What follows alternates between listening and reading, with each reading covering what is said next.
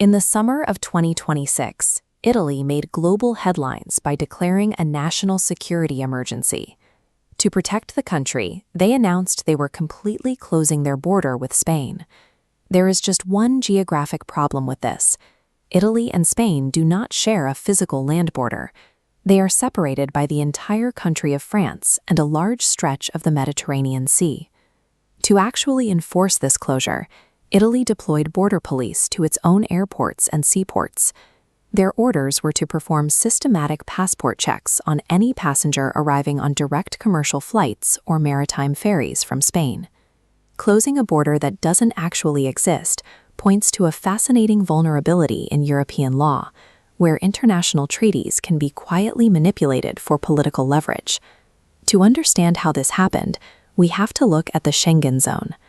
Think of it as a massive mansion shared by 29 European countries. Years ago, these roommates signed a treaty agreeing to remove all the locks on their interior bedroom doors.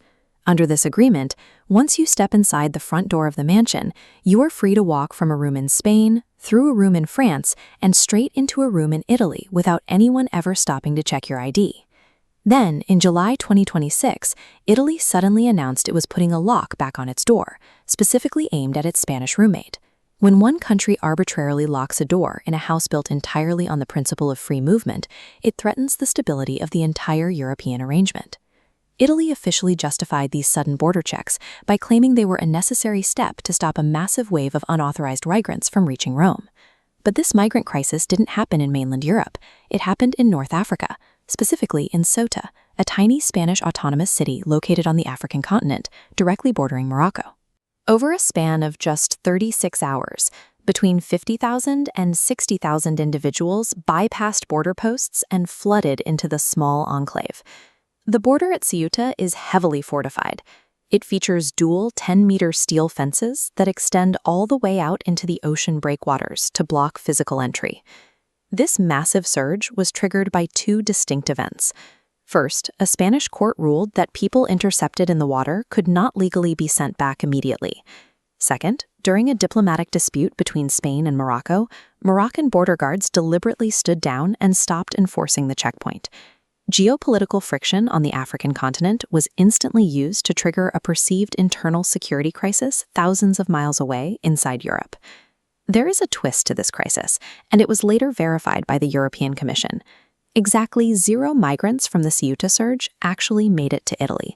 Onward travel to Italy was impossible.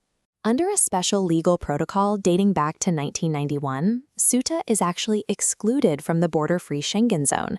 Going back to our shared house metaphor, Ceuta is a detached shed completely outside the main mansion walls.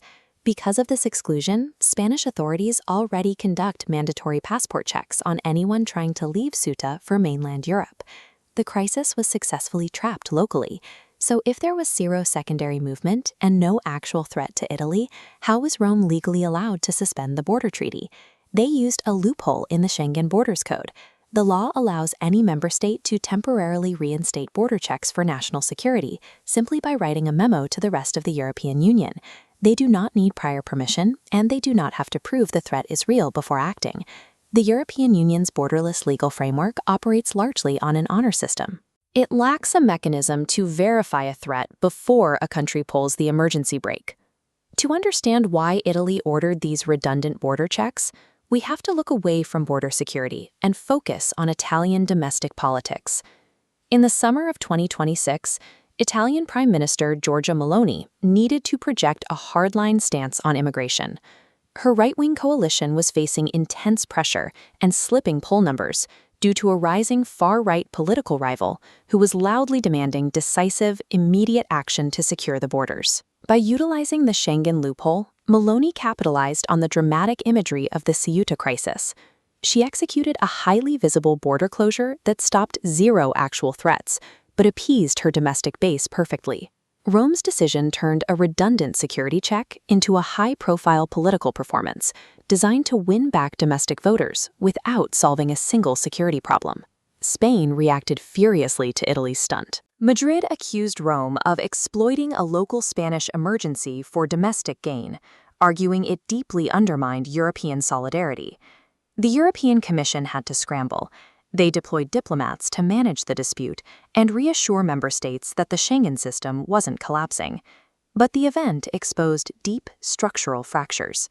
An unexpected alliance of 22 European nations ultimately signed a joint letter backing Italy's push for stronger external borders, splitting the member states over how to handle migration moving forward. In today's Europe, physical borders have often been replaced by legal ones, and those laws have become fragile tools, easily weaponized at an airport gate to serve domestic political theater.